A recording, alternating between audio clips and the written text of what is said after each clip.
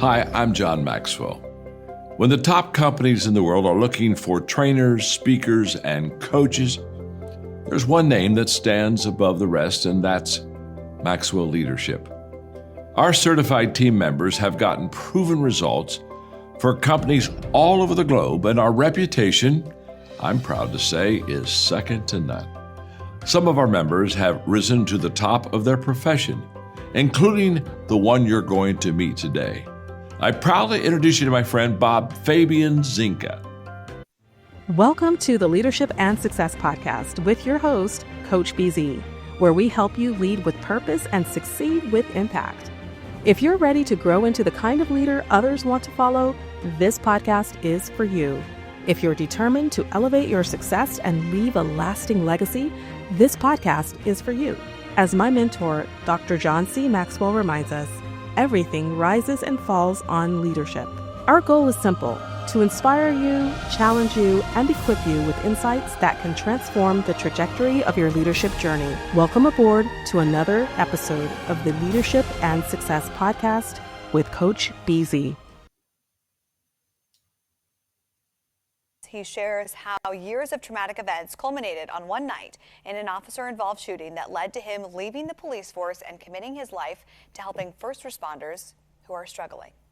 I think there's a misconception where people think, it's this one huge traumatic incident that breaks us or that really hurts us. But in reality, it's a combination of, incidents year over year over year. Michael Sugrue joined the Walnut Creek Police Department immediately after serving as an Air Force officer for 6 years. Shortly after Michael was promoted to sergeant, he was involved in a shooting in December of 2012. And that really forever changed me. It changed my path. He says the toll the shooting took was greater than he ever imagined. So I suffered in silence for 4 years.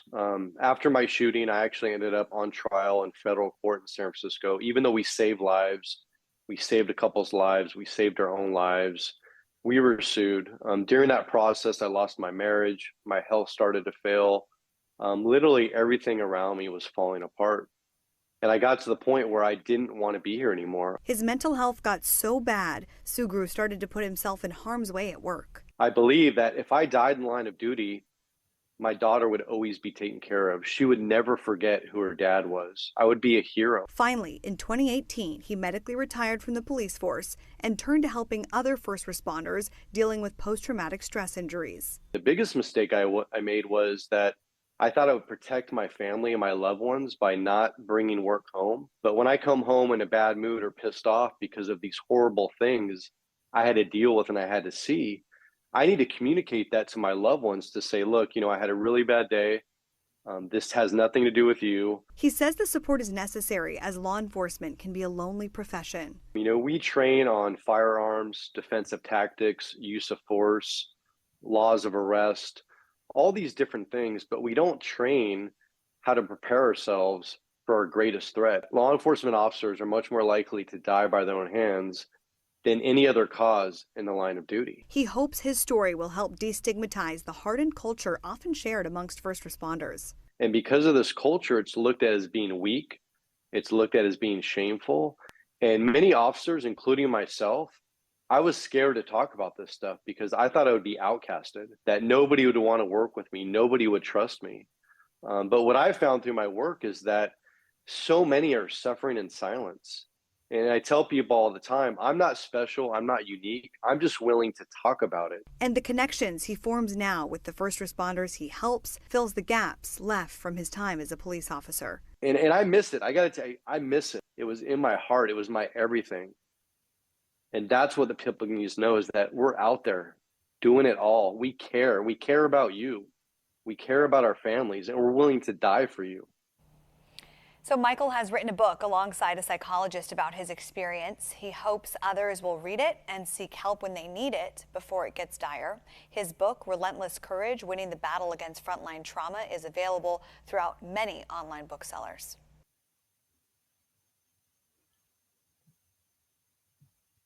All right, everyone. Welcome to the second episode of the Leadership and Success podcast today, Monday, December 1, what we call today our Mental Health Day. This morning, I had the pleasure to speak with James Corbett, and now I am with Captain Michael Sugrue. is also a retired sergeant from the Walnut Creek Police Department. Before I introduce Michael, let's do what is our custom, which is to take just a moment to be grateful, right? We call it moment of gratitude. We did it this morning. Let's do this again. So basically, you know what to do. We're going to take just a moment. If you want to close your eyes, you can. Take a deep breath, put yourself in your happy place, and think about one thing that you are grateful for today. Like I said this morning, I am really grateful to live in America and for all of the technology, the medicine, and everything we've got available to take care of not just our physical health, but our mental health as well, right? When people are physically wounded, everybody sees it, everybody knows it, and people are not afraid or ashamed to ask for help. But when somebody is wounded mentally, sometimes it's still kind of a stigma, and that really needs to stop. You need to ask for help when you need it, and there are so many avenues for help in America today. So hopefully, this episode is going to help some of you watching. Where you can get better mentally. So let me see if I can introduce our guest really quick. Today we are talking with Michael Sugrue. So Michael pretty much began his law enforcement career in the U.S. Air Force as a security forces officer in 1998, and Michael specialized in law enforcement, global force protection, anti-terrorism, nuclear security, foreign airfield assessment, and air-based ground defense. So he served in a variety of assignments, and Michael served all over the United States, Europe, and the Middle East and South America. He was also a security force Phoenix Raven with a unique identifier of 1173. And he honorably separated from the Air Force as captain in 2004.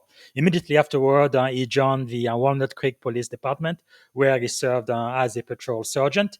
And he was awarded the Walnut Creek Police Department Distinguished Service Medal in 2014 for his heroic and life-saving action during a fatal officer-involved shooting in 2012.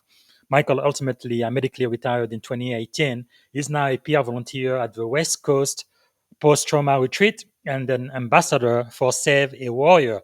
Michael is a dedicated advocate for awareness, prevention, education training on post-traumatic stress injury and first responder suicide prevention. Michael continues to speak at law enforcement agencies all over the United States. And he's also the number one best-selling author of Relentless Courage, Winning the Battle Against Frontline Trauma, along with Dr. Shauna Springer. They tackle the complexity of trauma within the law enforcement community, uncovering the unspoken barrier and outline a path to healing. So, ladies and gentlemen, if you would please help me welcome to the Leadership and Success Podcast, Michael Sugrue. Good afternoon, Michael. How are you doing today? I'm doing outstanding. How about yourself? Fantastic. Thank you so much for making the time to speak with us today. We've been trying to plan this for a while. Really admire everything you do and continue to do, not just for the military, but first responder and law enforcement as well. Maybe to get started, is there anything that you are grateful for today? My daughter. So, my 15-year-old daughter is my absolute everything. And she is the reason why eventually I asked for help. And so, my purpose obviously, I'm here to help military members, service members, first responders. Yes. But my first and foremost duty is being a father and a dad to my beautiful daughter. Wow. That is so wonderful. Is there something maybe about you that most people may not know? I like to collect retro Air Jordans. So Wow. it's kind of yeah, it So, actually started again when I was undercover. So I went undercover back in 2009. And I'd always liked the retro Air Jordans. I wore them in high school and college, but I kind of stopped wearing them and collecting them. And because of my undercover assignment, I needed a new look, and it sucked me right back into that addiction. And so now I wow. literally have hundreds and hundreds of retro Air That's pretty Jordans. cool. I'm sure they're going to be worth quite a fortune for your daughter one day. Wonderful. And Yes. maybe can you take us back maybe through your leadership journey, your background on how you joined the Air Force and then the police department, and then all of the work that you are doing now to really bring awareness about PTSD and mental health. A- Absolutely. So my interest in the military and law enforcement started as a child. My stepfather was in law enforcement, and He was my hero, my role model, my everything. And so I set myself up for a career. At first, I thought it was going to be federal law enforcement. And so I knew to do that, I needed a 4-year degree and I needed some work experience. So I decided to look into the military, and I ended up getting a full scholarship through the Air Force to California State University, Sacramento. And initially, my commitment was only going to be 4 years. I was going to get out and then go right into like the DEA or the FBI or the Marshals. Mhm. But a lot of things happened. First and foremost, I was exposed to a lot of federal agencies, and I realized quickly that that's not what I wanted to do. I want to do more boots on the ground, wearing a uniform, driving a black and white patrol car, and being out there on the streets, interacting with people every single day. Wow. I ended up staying in longer. While I was in Germany, actually, 9/11 happened. And a short time after that, I found myself in the Middle East. And I ended up extending my time in the military, and I stayed in 6.5 years active duty. I got stationed back here in California at Travis Air Force Base. I was the chief of security forces. And at that point is when I started looking into civilian law enforcement and applying to different agencies in the San Francisco Bay Area, eventually hired by the Walnut Creek Police Department. And I'll tell you that, my whole career, both in the military and civilian law enforcement, I always had a plan. I always wanted to aspire to do greater and bigger things. And I hope to be actually a police chief someday in the civilian law enforcement world. But again, a lot of things happened. I'm sure we'll go into that, and things changed. And I did retire, as you said, but now my purpose is to just smash this stigma when it comes to talking about mental health. Yeah, I think that is so important. And I know there was a real stigma when I first joined the Navy 21 years ago. People didn't want to talk about it, and they were really suffering silently. And I think part of the reason back then, 20 years ago, is if you let anybody know in your command, you were actually at high risk of losing your job, because you would more than likely lose your security clearance, and then you would be of no good to the Navy. So people really didn't want to talk. Now, that has changed a lot since then. Thank God. And I think it is so important for all of us to really keep our mental health really, in a good shape. The same way we take care of our bodies. There really should be no stigma at all. But looking back, what leadership lessons you think from your Air Force days still guide you today? One that just stands out first and foremost is when I was a brand new lieutenant, I had got assigned to FE Warren Air Force Base in Wyoming, where we dealt with ICBM, nuclear weapons. And I remember my first day, my commander, she was a lieutenant colonel, she was a missileer. She sat me down with my NCO. He was a tech sergeant, Pat Johnson, actually. And he had been working in the missile fields for literally decades. And this man was an expert. He was a leader. And one of the first things she said was that, you see that man next to you to your right? She's like, just, you need to shut up, sit down, and listen to him. And Mhm. he's going to show you the way. And it's kind of hard to hear at first because, you're coming right out of college, you've been through boot camp, you've been through officer training, and technically you're a commissioned officer, you're a second lieutenant, or what we jokingly called a butter bar. And the Yes. point is that there's still a lot of things to learn. And I think the most important lesson is to trust the people, in your circle, Mm, whether they're above you, below you, or their peers, yes. and to rely on them, to understand that you can't do it all your own, that truly it is a team effort, it's a Mm, team environment. And when you function as a true team, as a cohesive unit, and what was so important in my unit, I was a flight commander, I had 60 people that I was supervising.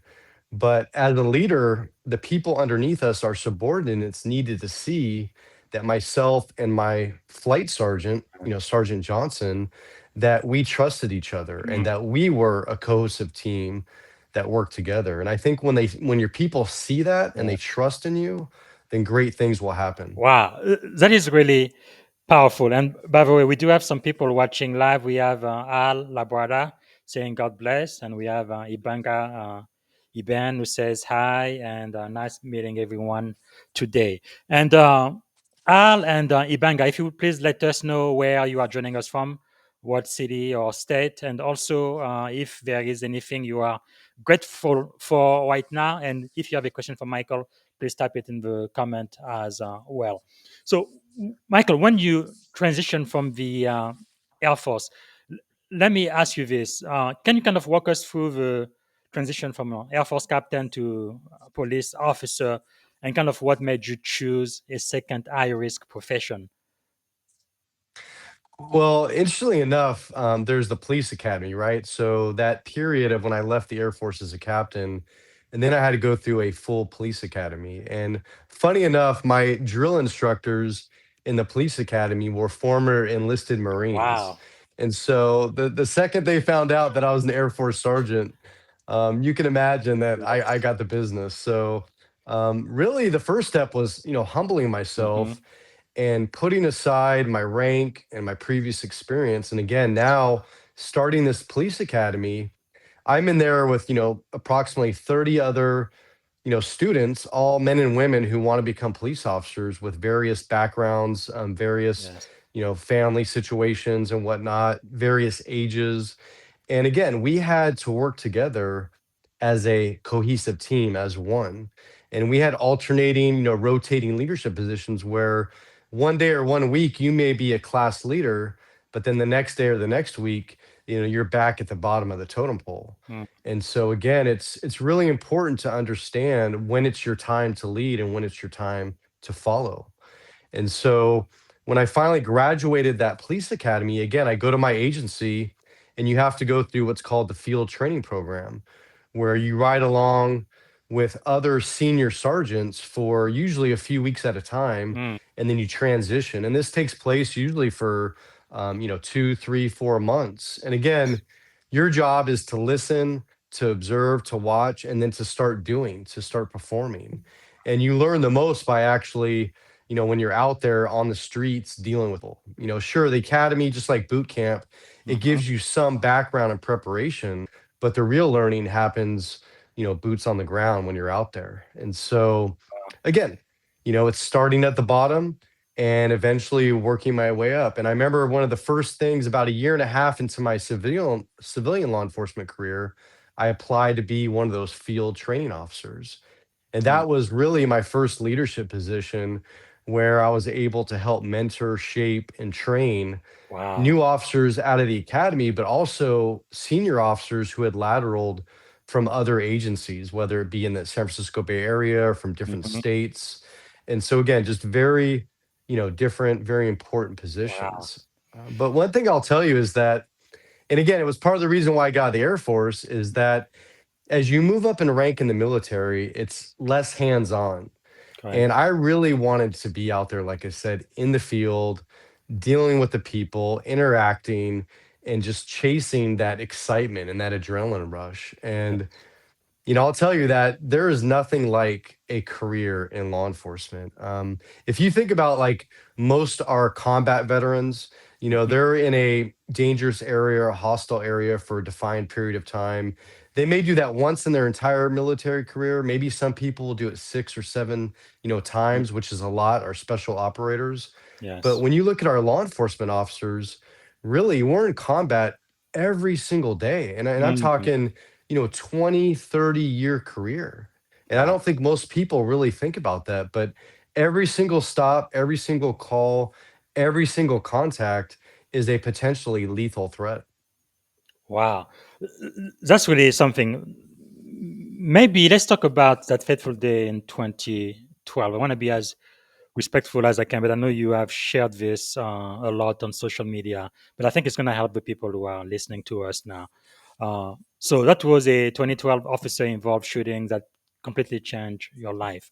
What do you most want people to understand about that night?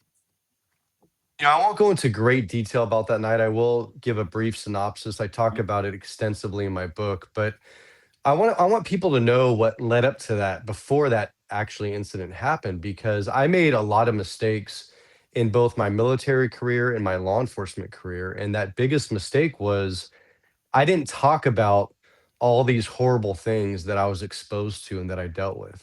For me, talking about feelings, showing emotions, showing humanity, that was all weakness. it was all shameful. And, I didn't want people to look down upon me. I wanted to be the strong, invincible warrior. And the truth is, you can do both. I didn't realize that, but I didn't lean on my coworkers. I didn't lean on my wife at the time. I didn't lean on my supervisors or on peer support. I didn't believe in therapists or psychologists or any of that stuff. I Mm, thought I could just bottle up all these things inside me and just push them away and they wouldn't affect me. And so, what I want people to know is that it wasn't that my officer involved shooting caused post traumatic stress injury. For me, that was the tipping point.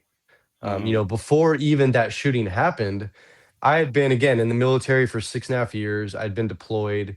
I had had 8 years at this point, civilian law enforcement. I was undercover 2 of those years on a California state drug task force, which is mm, basically like the state version of the DEA, and had been involved in just hundreds of critical incidents, just like all of our first responders. But again, I didn't process or talk about all these things. And so when that shooting happened, that led to a downward spiral where, again, I didn't talk about it. I didn't use those resources. I started mm. using negative coping mechanisms like drinking myself to sleep every single night, isolating, not wanting to be around other people, not wanting to talk to people. And it led, again, it was a slow downward spiral, but eventually it led me to the point where I didn't want to be here anymore. I was literally trying to get myself killed in the line of duty. That's how bad and dark it got. Wow. Thank you so much for sharing. In the aftermath, what surprised you most about how trauma affects even our strongest leaders, those war fighters you're talking about? Well, I think what surprised me the most was that while I was suffering in darkness for so long, I thought I was the only one. I thought there Mm, was something wrong with me. I didn't think it was normal. And in my recovery journey, once that started in the beginning of 2017 and went on for several years. I quickly realized that all these things that I was experiencing, the negative effects on my physical health, on my mental health, on my relationships, it was all normal considering all the abnormal things that I yeah. had to see and deal with. But what's so ironic is that we need to normalize having conversations about this stuff and getting these things off our chest. And at that Yes. time, it wasn't normal. Nobody talked about this stuff. Nobody shared it.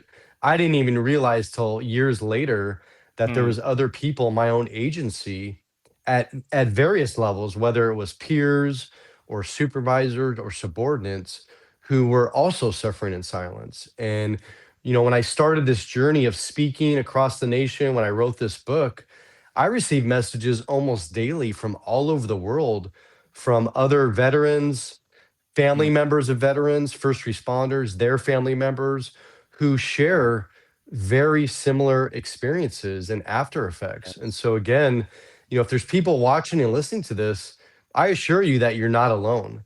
And I assure you that the things that you're feeling and going through, again, are actually normal, giving all the abnormal things that we have to see and deal with. Wow. So around that time, you were awarded, like I said during the intro, the Distinguished Service Medal. What was the emotional contrast between public praise and your private struggle? Well, there's a lot more to this story, and it's a long story. I'm gonna try to make it very short. But at this time, so after the shooting, the family of the members that we had to kill to save the lives of this couple that was barricaded inside their condominium, this guy with a huge knife was Mm, literally trying to stab through their bedroom door and kill this couple. Their family filed a federal lawsuit, and that went on for 4 years. And so wow. during this time, it was, I want to say, about a year and a half after the shooting. The lawsuit's still pending. But my stepfather, who's my hero, he's the one that my book is dedicated to. You showed an image of him earlier, but he had been right there. He had been diagnosed at stage 4 lung cancer at the age of Mm, 58. And so when this award ceremony happened, he was literally dying. I mean, he was wasting away, but he was able to go to the ceremony. And all I wanted was for him to see us actually get the Medal of Valor. I was involved in the shooting with 3 other officers, and we saved, again, the lives of a couple, of a man and a woman who would have been killed had we not been there. And Mm. unfortunately, in my book and when I speak, I talk about something called administrative betrayal or institutional betrayal. And I was specifically told by higher ups that our life saving actions that night, even though we ran towards danger and we saved this couple, that it didn't meet the level of the Medal of Valor. And What? so, yes, exactly. So imagine that here I am, my father's dying, my hero, and I was told by my command staff that we, my officers and I, were not worthy of the Medal of Valor, that we were just doing our job and that it was dangerous, but it didn't rise to the level of Medal of Valor. And so Mm. to this day, that crushes me and it makes me so angry because Wow. none of those people above me had ever been involved in any incident like this. None Yeah. of them have ever been awarded either of those medals. And here we were doing our jobs, and my officers were absolute heroes. Mm. And they're heroes today. They were heroes that night, and they'll be heroes the rest of their lives. And I'm damn proud of all of them. Thank you so much for sharing. Really, that's, no, in my opinion, that's really what true leadership is all about. It's really about your people, taking care of them, even when you have a chain of command that sometimes doesn't understand or doesn't do the right thing. Wow. Now, by reading your work, there is one thing I noticed. Like in the military, we talked about PTSD, right? Post traumatic stress disorder, but you mostly talked about PTSI, post traumatic stress injury. So, why is language so important in healing? It's extremely important because it comes down to the stigma. For me, and I think for many others, the word disorder has a very negative connotation. It takes the power away from you as far as healing. It makes you think that you're stuck with this condition and that you can't do anything about it. And Mm, the reality is, by changing that one word from disorder to injury, it's much more accurate because post-traumatic stress is a injury to the brain. It's a physical injury to the human brain, which is caused by usually repeated exposure to traumatic events. mhm, It can be caused by one single event, but in our cases of military members, first responders, again, it's a injury over and over caused by these horrific things that we have to see and deal with. And it causes a physical and chemical change to the human brain. mm, Now, the important thing to know is that you can get better. You can recover from post traumatic stress injury, right? Just like if you have a bad back or bad shoulder or bad knee, first responders have no problem when it gets bad enough to say, look, I need to get help for this. I need to see a doctor. Usually they send you to physical therapy, they try pain medication, maybe injections, maybe surgery, maybe more physical therapy. The mhm, point is, there's a roadmap to healing, just like there's a roadmap to healing with post traumatic stress injury. Now, I will tell you, just like your knee, your shoulder, your back, it's never going to be the same as it was before that injury, but it can get better. The same is yes. true, in my opinion, that with post traumatic stress injury, you're never going to be the same person that you were before you started your career in law enforcement or before you went to combat in the military. But again, with treatment and with time and with patience, you can get better. And I'm living proof of that. I went Yes. from the darkest depths to literally not wanting to be here to trying to kill myself in the line of duty to now Mm. living a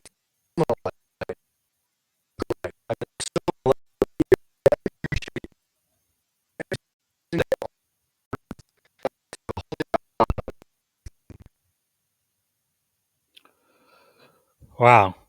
And Michael, you can still hear me, right? I think we lost you a little bit just a minute ago. Okay, okay, I can hear you back. So for the people who are watching right now, those who are listening, whether in the military or first responder, what do you want to say to them who might be going through PTSI right now? First of all, I want to say that I understand it. I get it. But also know that countless of your brothers and sisters out there, they're also going to understand it. They're also going to get it. And there's endless resources out there that I had no idea about until I started this journey of recovery. Even in the back of our book, Relentless Courage, there's an entire resource section, things that are free, things that are confidential, things that, people that you can talk to 24/7. Again, I want you to know that there's hope. I want you to know that there's help. Now, I will tell you that that fateful day when I finally asked for help after 4 years of struggling in silence, it Wow. was to this day the hardest and most difficult thing I've ever done in my life. More difficult than anything deployed in Mm, the military, more difficult than anything in law enforcement, including that shooting. But wow. asking for help, to this day, the most difficult thing I did, but it saved my life. And I'm so glad I did it. And so Yes. if you're out there suffering in silence, please reach out to somebody you trust, somebody you love, or reach out to me.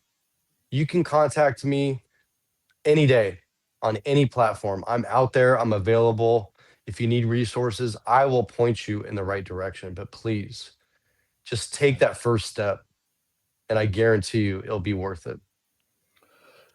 Thank you so much. And I know there is also a new number now for a couple of years now, like 911, I believe it's 988, and people can call to get immediate help. But like I was saying earlier when I started the show, I am really grateful for all of the resources we have available in this country.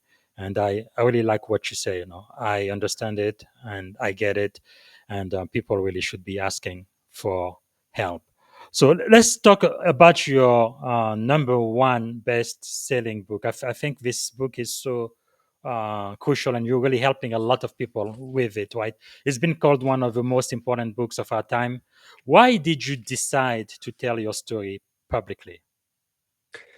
So it's actually a great story. I never planned on any of this. I never envisioned it. It all started back in 2019 with a single podcast interview. Wow. A guy I didn't know. He was a former first responder. He was big into fitness. I was into fitness. I still am.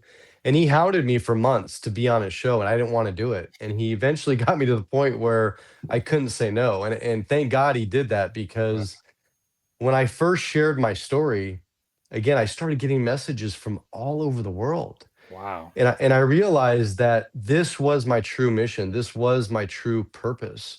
And that led to interview after interview. Eventually, it led to public speaking. And the Mm, story of the book, again, another miraculous story. I believe everything happens for a reason. But yes. right before COVID happened, Dr. Shauna Springer, I didn't know her. I was connected to her on LinkedIn. She actually reached out to me and wanted to just have like an intro conversation to talk about what I was doing in the mental health arena and to see what she was doing. Hmm. And it turned out that, Dr. Shauna Springer, she's a Harvard graduate. She's a clinical psychologist, a PhD, and she worked for the Department of Veteran Affairs for many years as a clinical psychologist. And she had worked with hundreds and hundreds, if not thousands, of combat veterans. And at Wow. that point, she'd already written a couple books. I believe one or two by herself, and then collaborated with some other veterans. And in that call, I shared my story with her. My the story that's in the book, and it goes all the way back to childhood until current Hmm. day. And after hearing that story, she asked me, she's like, "Have you ever thought about writing a book?" And I kind of laughed because I said, "Well, I very briefly thought about it." I said, "But, post traumatic stress injury has really changed me. I've kind of lost a little bit of my focus. I've lost some of that drive and that concentration. And I'm just burnt out too of decades of report writing. And I just don't know if I can do something like that." And so we left the conversation at that. A couple weeks later, Dr. Springer hits me back up and she says, "Look, Michael, I can't stop thinking about your story." She said, Wow. "I've heard hundreds and hundreds of stories, but your story, it's going to save countless lives." And Yes. without even meeting her in person, literally our second phone conversation, she said, "Look, I want to do this book with you. I want to make this happen." And Wow. I knew in my heart in that moment, I didn't even pause or hesitate. I said, "Let's do this." And Yes. we didn't even meet for because COVID then happened, and we didn't meet in person until like a year later. And we had been doing Zoom meetings every single week, over 2 hours long, going back and forth. And Wow. we came up, like I said, with this groundbreaking book, which There is no other book like it in the world that I know about. And the Yes. format is very unique because every chapter is split into two parts. The first part is my story told in my voice. But the second half of every chapter, Doc Springer comes in, she breaks everything down, she explains it in Mm, very easy to understand terms, and then together we show a real pathway to yes. healing. And that's why, I mean, this book is saving relationships, it's saving careers, but it's saving lives around this world every single day. Wow, that is really beautiful to see. And we're talking about Dr. Shauna Springer, and you can find her on LinkedIn, and she has a PhD. And yeah, it's really powerful. Wow, because something about your book. Let me ask you this: what was the hardest chapter for you to write? I would say the chapter of my father, my stepfather. Um, he's my everything, and to lose him at 58 years old, Hmm. um, and I mean, I have a phenomenal mother. I had a great upbringing, but I know in my heart I would not be here today where I'm at if it was not for my stepfather, for his guidance, Wow. his influence, his mentorship, but most importantly, his love. Not just his love for me, but his love for my mother, for my brothers. He took me in and he treated me like his own. And Wow. yeah, so just bringing up those memories of him, which were great memories, but just that reminder that he's no longer here with us. And hit the anniversary of his passing was only days ago. And every year, this time of year, it hits me right to the core. But I know he's Yes. still guiding me. He's still influencing me, and he's watching me over every single day. And so again, I owe it all to him, my hero, my everything.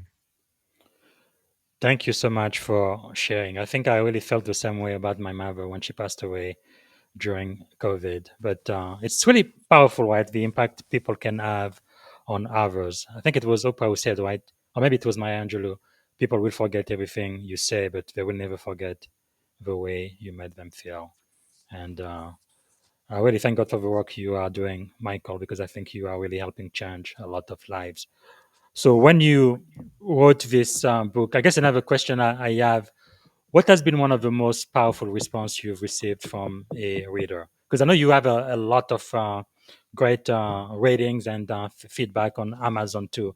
But is there one specific response that comes to mind? I'll tell you, and I challenge people watching this and listening to this, but and I don't know of any other book like it, but if you go to Amazon, there's over 700 reviews. And these reviews, most of them are multiple paragraphs. They're very personal, they're very heartfelt, and Yes. literally talking about how this book has changed their lives. In Mm, many cases, has saved their lives. And so, and I can't tell you the personal conversations, the phone calls, the text messages, the personal messages of just yes. people sharing that with me. And it drives me. Again, it gives me purpose to get up every single day. But to Wow. hear somebody tell you, Michael, your book saved my life. Hmm. And to hear that over and over again. I mean, Wow. it's still just, it's like a dream. It's like it's not real because this is the reason why Dr. Springer and I did this book. We did Yes. it to save lives and to know that that's happening. And so that's why personally, I try to get the word out as much as I can. I mean, every single Mm, day, because I know the power of it. And the hardest part of it is getting somebody to pick it up and to read it or to listen to it. yes. We have an audible version recorded in our own voices. And when we went into the studio to do that, I relived every single moment. And so when you Wow. hear it, and you hear Dr. Springer's voice, you hear my voice, and when you hear it, it's going to give you goosebumps. It's going to give you chills. I mean, Hmm. it's in some parts, it's going to make your stomach turn, but it's going to give you at the end hope. It's going to Yes. show you the light out of the darkness. Wow. That is Powerful. And we have a LinkedIn user that says, let's sip to remember them all. Thanks, Michael, for your service and for writing your book. Yeah, that is so powerful. And I always encourage people to write a book because even long after you are gone, your book can still have a incredible effect on all of the other people. So, again, for the people who are listening to us, and especially those in uniform and first responder and in law enforcement, what is one insight from the book that you think every leader must understand? Again, I talk about this all the time, but I think as a leader, especially if you want or you expect or you hope that your people, your subordinates, the people underneath you, the people that you're supposed to look after and manage and lead and love, if you want them to come to you in their darkest times to open up and to share these things, you have to first be willing to be open and vulnerable yourself. Hmm. We as leaders have to stop worrying about this perfect, polished image. We need to show the real human behind the badge and behind the uniform. And I will tell you that just think about the lives that you will save. And all it takes, it doesn't cost a dime. All it takes is for you to look inside yourself and your soul and to Mhm. be honest, open, and transparent and to share how you got out of those darkest times, how you prevailed, or maybe how you're dealing with those times right now and what you're doing to overcome those. Wow, that is powerful, powerful. Thank you. Thank you so much for sharing that. Let me ask you this.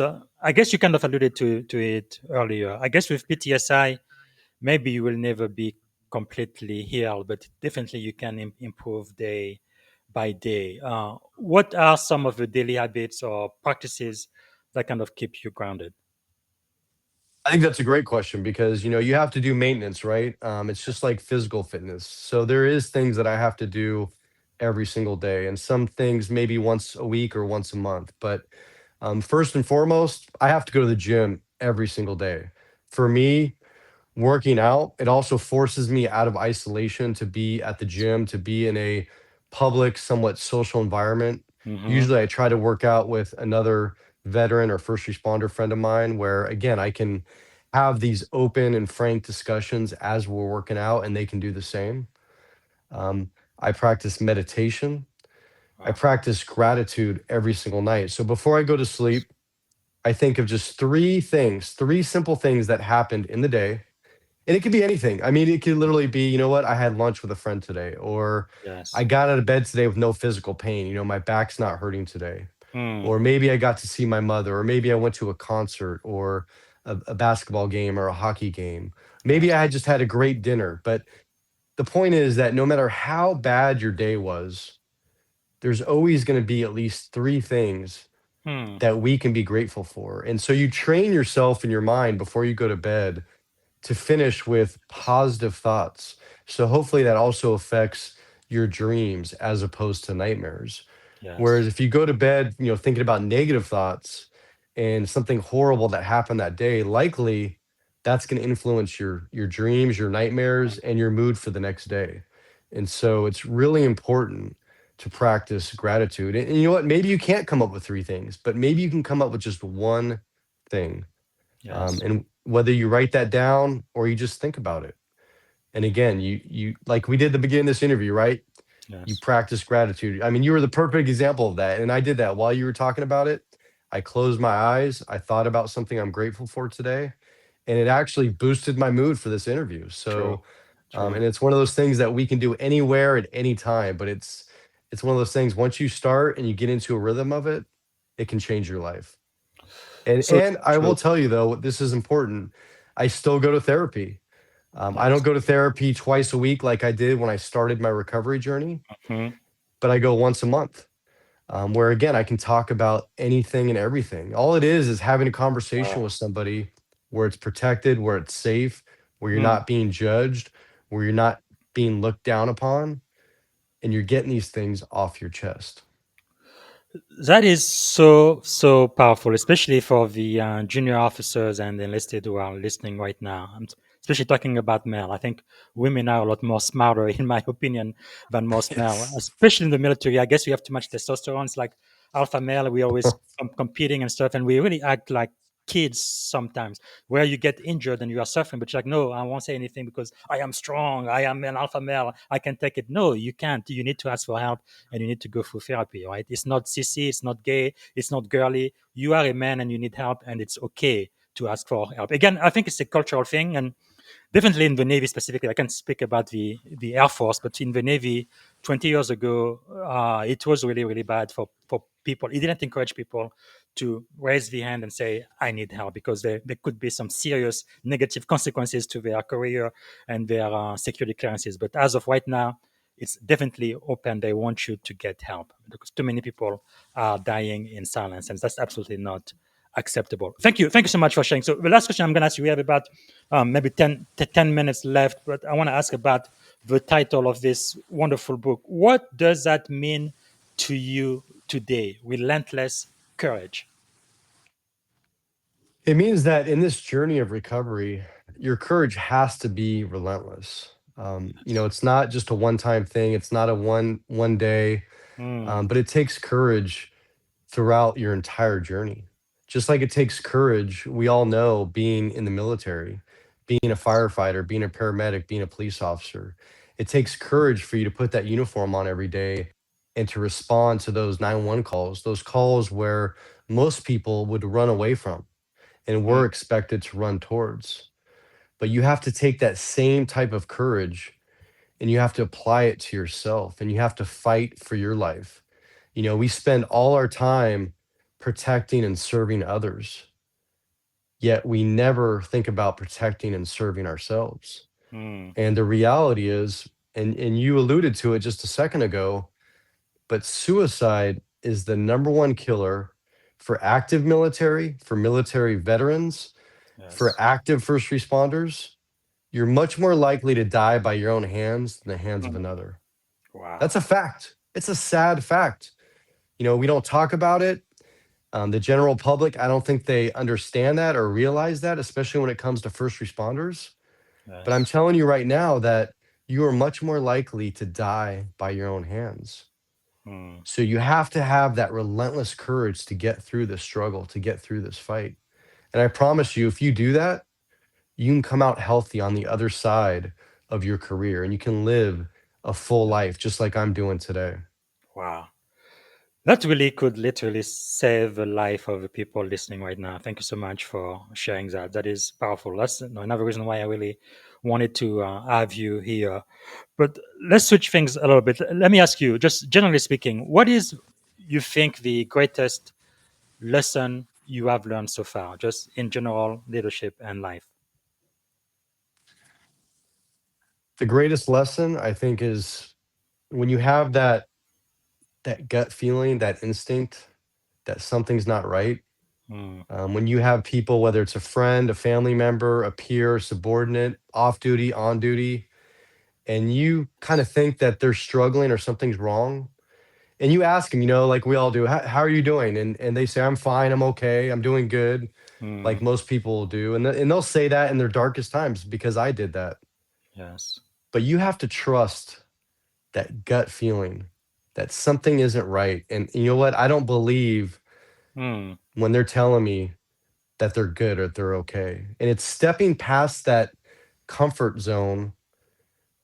And again, you have to be open and honest and vulnerable yourself. But when yes. you feel that and when you know it, you need to, at that moment, whether in private or take that person aside or meet them for lunch or coffee and just have that heart to heart conversation, but open it up first. Yes. Be the leader that you are and lead that conversation and share something very deep and personal that Mm, shows them that you truly understand it and that you get it so that they know yes. they can actually trust you with their life. Mm, that is powerful. Thank you. Yeah, I think that's really what we all need, that sense of connection and people who really truly care.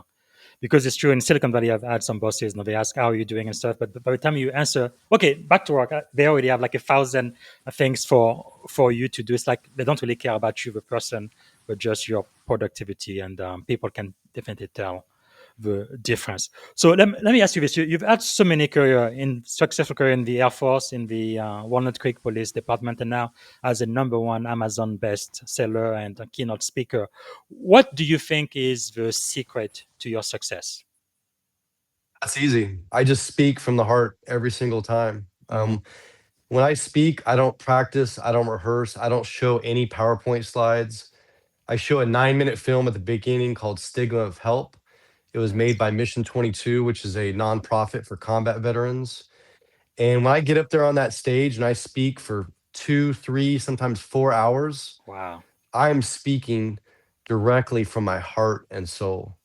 And the Mm, thing is, when people are in that audience, I'm getting eye contact. Everyone's looking, everyone's listening. You can hear a pin drop wow. because they know it's real. They know it's genuine. Yes. Wow. Powerful. So, as a leader, what are you learning right now? Well, I think, the biggest thing for me is that, especially having this public image now, Mm, I was a lot more private, obviously, when I was in the military and in law enforcement, but there's a lot of pressure, and there's this mm, pressure to be perfect, or again, to present this perfect life, this perfect image, this perfect recovery, and nothing's perfect. We all have bad days. We all have tragedy. We all have things that happen with ourselves, our family members. yes. I mean, a year and a half ago, my daughter almost died, Oh, literally in front of me. And, it's not in the book. I don't talk about it during interviews, but mm, that brought me to my knees. And I remember just feeling so weak and so helpless and just thinking, like, why am I falling apart? Why am I just losing it right now? It's because I'm human. I'm human and you're human. yes. And we have to acknowledge that. And we have to know that no one's perfect. And I have good days and I have bad days just like you. Mm, wow. Thank you so much for sharing and being vulnerable. We really need to be reminded of that. Um, wow. Powerful, powerful. I guess we alluded to this a little bit earlier. I love this con one of my CEO gave me. It has success on one side, failure on the other side, showing that success and failures are really two sides of the same coin. I was going to say, we all look at all of your successes and things you were able to do in the military, the police department, and with your book and your speaking. But how has failure shaped your life? Well, I think that failures actually improved me. I think that failure has taught me more than successes. I think when you fail, and you get to those deepest, darkest moments, that's really where you grow. That's really where you learn. And that's really where you flourish afterwards. Wow, powerful. Yeah, it's true. You don't really learn very much from your successes, do you? Uh, wow. So, who are the people that you know that we should know, or some of your mentors, thought leaders, or people that you follow who've had a significant impact in your life that we should know? I think Lieutenant Colonel Dave Grossman, I think a lot of people are familiar with him. He wrote On Combat, On Killing. He's written over 12 Yeah. books. He actually wrote the foreword to my book. He's a genius man, but he's a gracious man. And Yes. the fact that he was willing to write this forward, and it's remarkable. But he really Yeah. was one of those people decades ago who Hmm. started these talks about resiliency Yes. and overcoming this adversity as military members and as first responders. And he was an inspiration for me as a very young police officer. I actually got to see him speak a few Wow. times live. And he didn't know me. I reached out to him on a whim while we were writing the manuscript before this book was published. Hmm. And kind of a cool story, but Yes. I just, I reached out to him on a whim, and I said, "Look, sir, I've always looked up to you. I've admired you. You don't know who I am. I know who you are, but we're writing this book." Wow, And I kind of explained it. And I just said, would you powerful. be willing just to read part of the manuscript? And, if you like it, maybe give us a line or two that we can use on the cover Mhm. or the inside of the book. And Yes. without even hesitating, he agrees. Wow. And I got to tell you, this is kind of funny. So a few days later, he'd really gotten into the book. He wasn't done yet, but he said, "Look," he's like, "if I die tomorrow, you can use this quote." And it was, I mean, it was a very Wow. strong quote, very powerful, and that's how much he liked it. And so I remember I went to my co-author, and we weren't even going to do a forward, and I said, Wow. "Hey Doc, think about having Colonel Grossman write a forward to our book." And I said, "I don't know if he'll do it." I said, "But I mean, I'd be so honored, And so she agrees, and again, I reach out to him, and I still have the message saved. And again, I was Wow. all kind of nervous and shy, and I'm like, "I don't know how to ask you this, but would you know?" And I say it after this long email, "Would you be willing to consider writing the forward to our book?" And without hesitation, I'm not even joking, like less than 5 minutes later, I get a reply, and he said, "I'd Wow. be absolutely honored to." And so, I mean, again, this he That is didn't know me, powerful. right? Yeah. And that tells you the caliber of this man. I mean, this man has sold literally, I mean, over 500,000 books, like New Yes. York Times bestseller, like inspirational leader. He's still out there writing Wow. books and talking and motivating people and saving lives. And so my hat is off to Lieutenant Colonel Dave Grossman. I mean, he is a warrior, but he is That's just, amazing. he's a man of faith, and he is a great man. So just, Wow. And also, I believe he did say that no, his number one best-selling book on combat, which is there on the screen, he said that the book that you wrote is really the succession to that, which is really, really powerful. Wow. So that's where I would ask you then, are there any, actually, before I ask that, if you could have dinner with three people, right? Doesn't matter who they are, dead, alive, or even mythical figures, who would you choose and why? so first would be Michael Jordan. Yeah, He's the GOAT. He's the greatest basketball player of all time. that's And right. I'm a huge basketball fan. I have partial season tickets to Yeah. the Kings. And I I should, I just should love have you. basketball. I should have you talk with my daughter who believes that LeBron James has anything on Jordan. But yeah, I agree with you for sure. I love, and I don't get starstruck. I've met famous people, but just Yes, I'm just inspired by him. And so I'd love to absolutely. have dinner with him.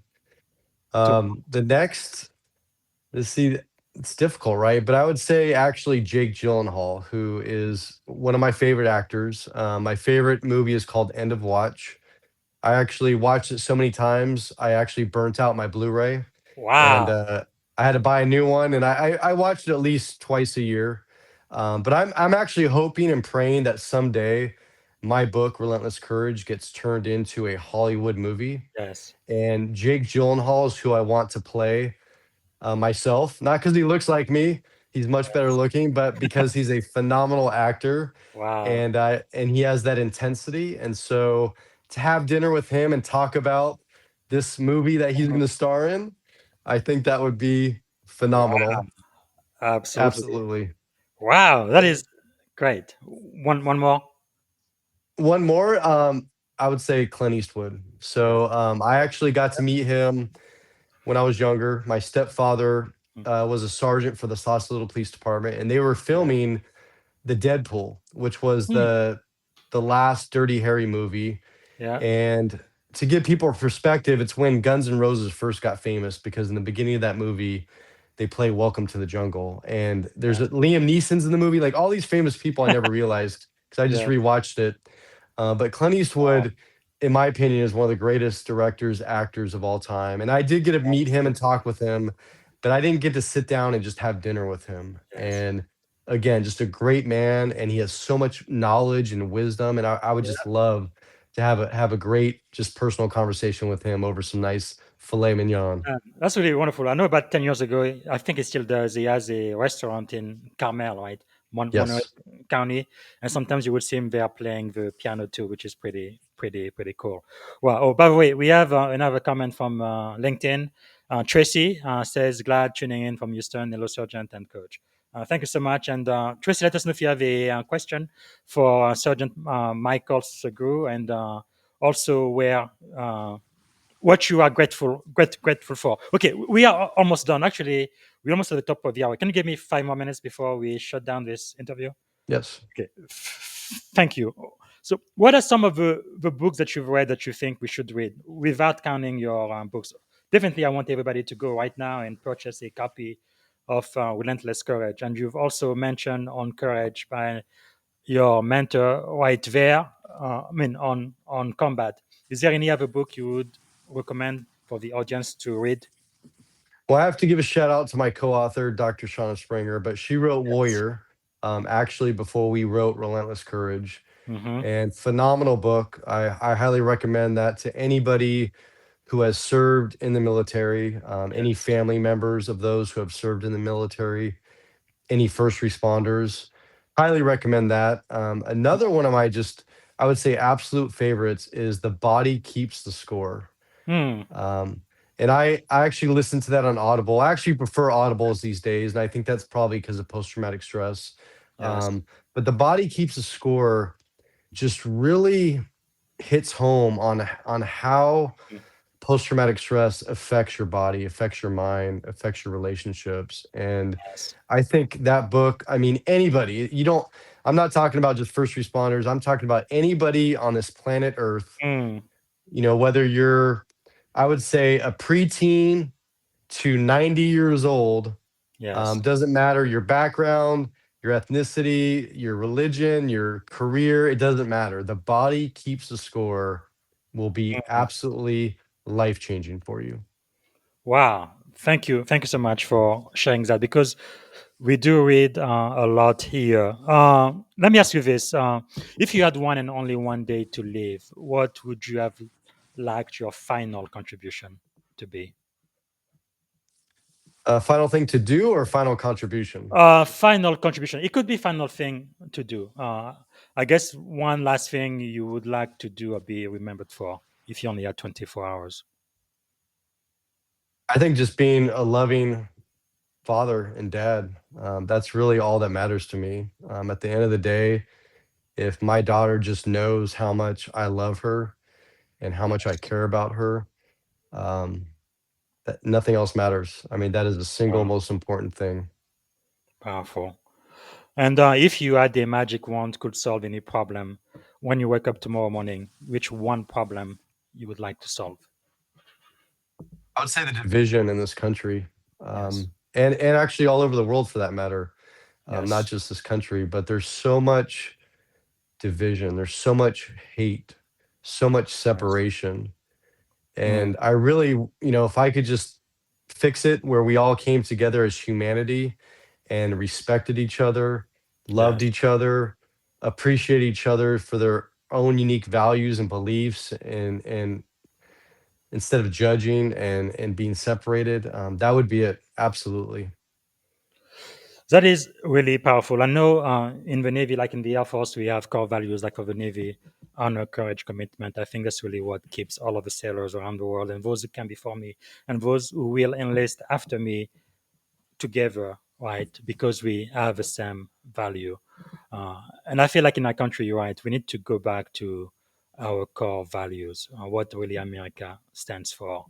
And yeah, it's kind of sad. I am kind of leadership sad right now, really, from the top of the leadership in the country, and all of the division in politics and races and gender and all of that. This is very, very sad. We could do so much better. But I think it goes back to really having great values and then valuing other people and trying to add value to them. So thank you so much for sharing. Okay, we've come toward the end.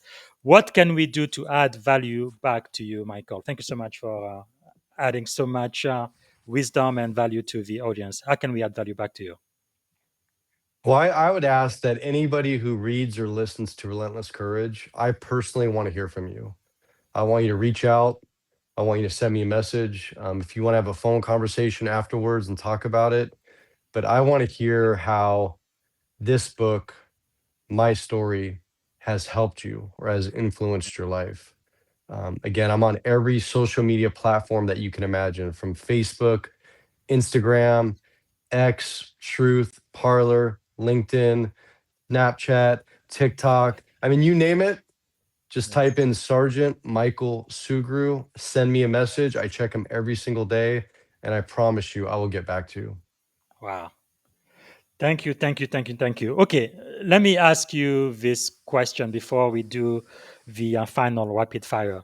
Uh, if you could go back and give a piece of advice to your 17-year-old self, right? Standing at the edge of this incredible career you've had in the military, the police department, and as a creative number one best-selling author and keynote speaker, what would you say to 17-year-old Michael? I would say always put your family and your loved ones first before any career, before any profession, before any goal or achievement. Yeah. Truly know who loves you and has your back. And the priority is what's at home, Mm, not the job or the career. powerful. Okay, to end the show now, it's going to be rapid fire, so don't take too long to think. But what is one word that defines leadership? Courage, Courage, yes. Morning routine or practice that keeps you grounded? working out, Okay, a book or a quote that changed your life? uh, on combat. On combat, and this is the one by your mentor right here. Wow, powerful. Okay, who inspire you the most today? My stepfather, Mike Gormley. Yes. Wow, powerful. And what did you want to be when you were a kid? What I became, I wanted to be a military officer and then a police officer. Fantastic. So few people actually do what they wanted to do when they were kids. So, three adjectives describing you as a kid. I would say perfectionist, Mhm. shy, and driven. As an adult? Now or before my Uh, recovery? let's do now. Now, I would say loving, caring, and emotional.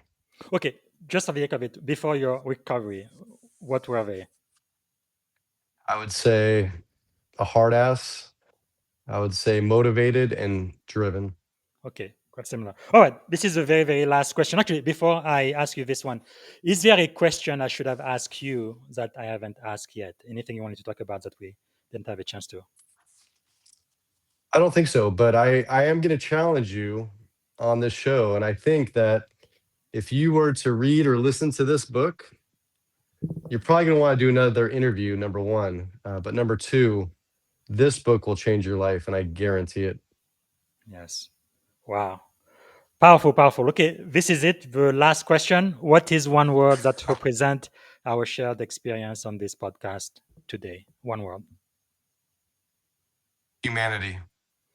And for me, I am almost always grateful. Thank you so much for your time. Thank you for being one of our master teachers today.